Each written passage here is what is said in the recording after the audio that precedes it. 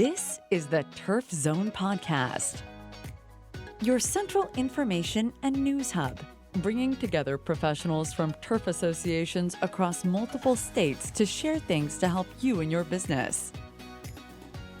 Brought to you in partnership with our friends at the New England Sports Turf Managers Association.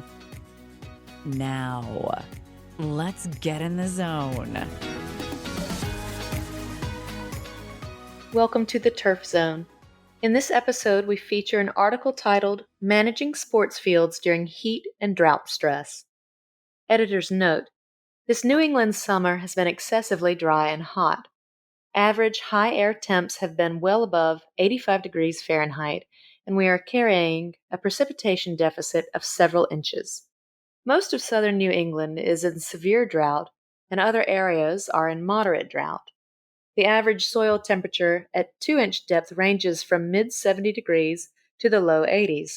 These hot and dry conditions are far from ideal for cool season grasses.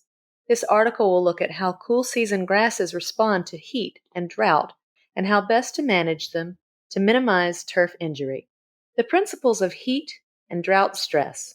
Cool season turf grasses perform best when daytime temperatures are in the 65 to 75 degree Fahrenheit range, and soil temperatures are in the 50 to 65 degree range, along with adequate soil moisture.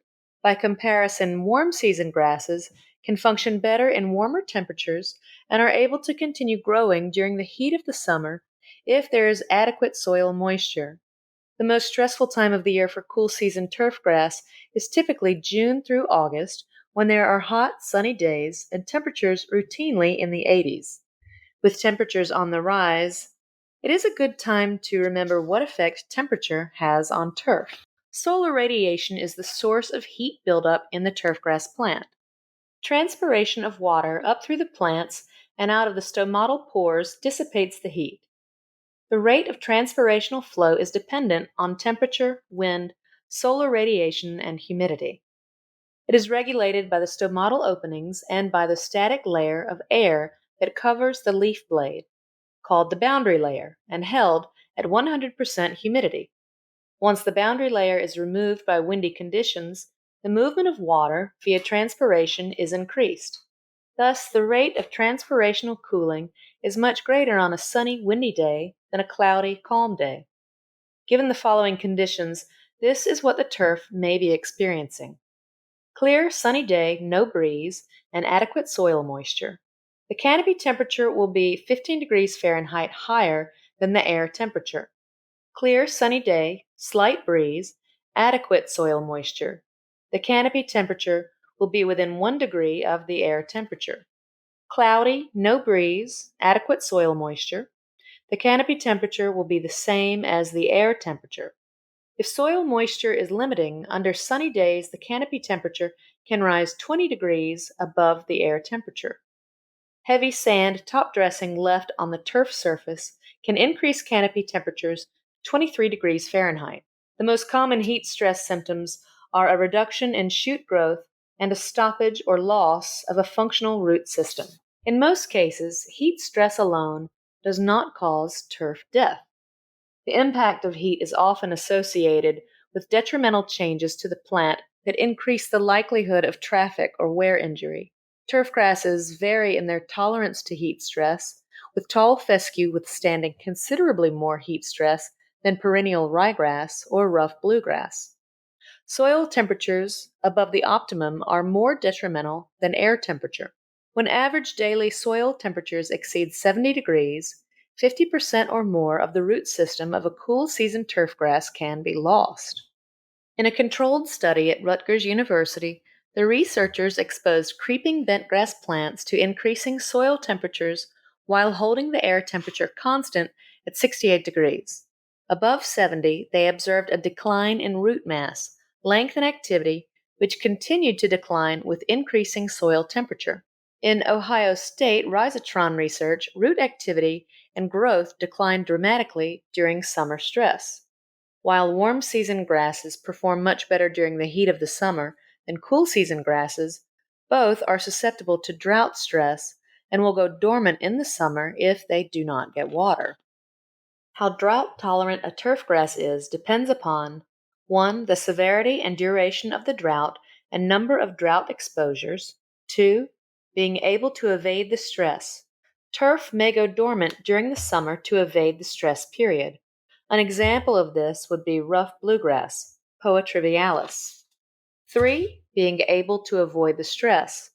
Turf can avoid drought stress by having deep roots or an abundance of root hairs, a dense sward, rolled or hairy leaf blades, thick cuticles, or small leaf areas. An example of this would be tall fescue, which has deep roots. 4. Genetic tolerance. Turf may be able to tolerate drought stress by having greater food and water reserves during the stress period. An example of this would be Bermuda grass. The amount of water a turfgrass system needs is based upon its water use rate, WUR, which is calculated by the evapotranspiration, ET, rate. Compared to warm season grasses like Bermuda grass, cool season grasses have high water use rates during the summer, typically between 0.25 to 0.35 inches per day. ET rate is commonly used as a guide for the amount of supplemental irrigation needed each week if there is no rainfall. A ballpark figure would be that turfgrass require 1 inch of water per week. Lower amounts than the weekly ET rate could be also applied if there was a severe drought and the irrigation water was scarce or too expensive. It's not uncommon to see irrigation strategies of replenishing only 50 to 80% of the calculated ET rate in order to conserve moisture. If turf is allowed to go dormant to conserve moisture, it's important to regularly check the crown, base, of the grass plant to make sure that it stays hydrated or the turf may die. Turf grasses with rhizomes or stolons are more able to withstand periods of drought than shallow-rooted bunch-type grasses. These latter grasses, like annual bluegrass, Poa annua, have a short wilt phase and die out quickly under summer stress. Exposing turf to drought stress prior to the summer stress period, called drought preconditioning, can enhance the turf's ability to withstand heat and drought stress.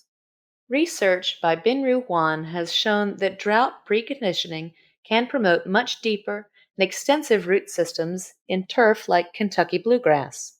In addition to deeper roots, preconditioned plants maintain greater leaf water content and enhance stomatal Research by Benru Juan has shown that drought preconditioning can promote much deeper and extensive root systems in turf like Kentucky bluegrass. In addition to deeper roots, preconditioned plants maintain greater leaf water content and enhanced stomatal conductance and transpiration rates. Preconditioning is done by exposing the turf to mild drought stress in the spring, which can be a challenge if there are heavy rain events throughout the spring months. It's essential during the spring months to promote as many roots as possible by alleviating soil compaction and by being judicious with both water and fertilizer. Spring is the best root growth growing period for cool season grasses. Cultural practices to encourage root growth at this time of year will provide great dividends during summer stress. Now that we have discussed some of the underlying principles of heat and drought stress on cool season athletic fields, let's look at some of the turfgrass management practices that can help to alleviate some of that stress. Pre-stress practices in the spring. Leading into the summer stress period, it's important to encourage as much root, rhizome, and stolon growth as possible. This is done by carrying out aggressive aeration and top dressing programs in the spring. In addition, turf should be exposed to mild drought conditions to harden off or precondition for the stress period. Excessive soil compaction and saturated soils should be alleviated at all costs since the goal is to promote roots.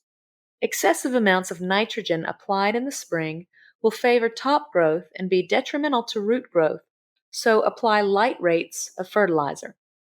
Potassium is the nutrient most associated with water regulation within the turf plant, and it has been linked with increased stress tolerance and improved injury recovery, particularly in warm season grasses. Excessive top growth could also be caused by using growth blankets and covers during the spring, which may be at the detriment of root growth. It's important to take covers off and harden the turf off several weeks prior to the summer stress period. General guidelines for managing turf during summer heat and drought stress. Apply irrigation early in the morning. Do not overwater during periods of high temperatures, as this could cause wet wilt and also encourage diseases like brown patch and pythium. Irrigate deeply and infrequently. If rooting depth has been greatly reduced, lighter, more frequent irrigation should be applied. Make sure water application rates are not greater than soil infiltration rates to avoid runoff. Keep in mind that turf growing in shade needs about half as much water as the same grass growing in full sun. Monitor turf closely for signs of wilt, purple color, footprinting, and rolled leaves. On sand-based and other high-stress fields, lightly syringe, cool down, the turf in the afternoon by spraying turf with a hose or rotation of the sprinkler heads. On non-irrigated fields, use warm season grasses, tall fescue or mixes of tall fescue and Kentucky bluegrass. Choose stress-tolerant cultivars wherever possible. Check the National Turfgrass Evaluation Trials for the best cultivars within a species for your area. intep.org. Kentucky bluegrass fields not in use during the summer can be eased into summer dormancy, whereby the top growth stops and goes brown, but the crown remains hydrated and viable. Kentucky bluegrass can survive in this dormant state for a couple of weeks and then recuperate when environmental conditions are more favorable. Monitor the crown to make sure it stays hydrated, or the plant will die. Raising the height of cuts slightly will increase the wear tolerance of the turf. Municipal fields and tall fescue fields should be mowed at 3 inches.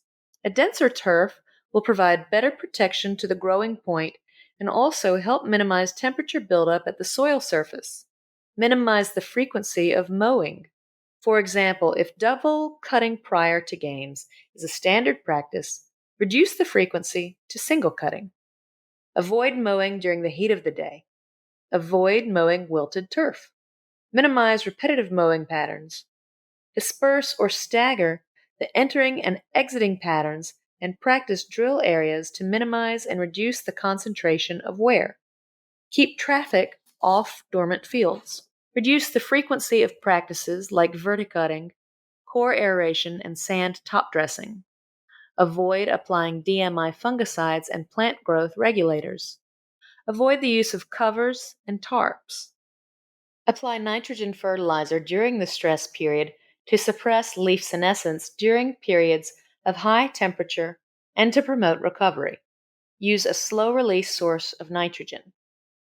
Monitor the turf closely for damage from white grubs in May and June, since they damage turf roots.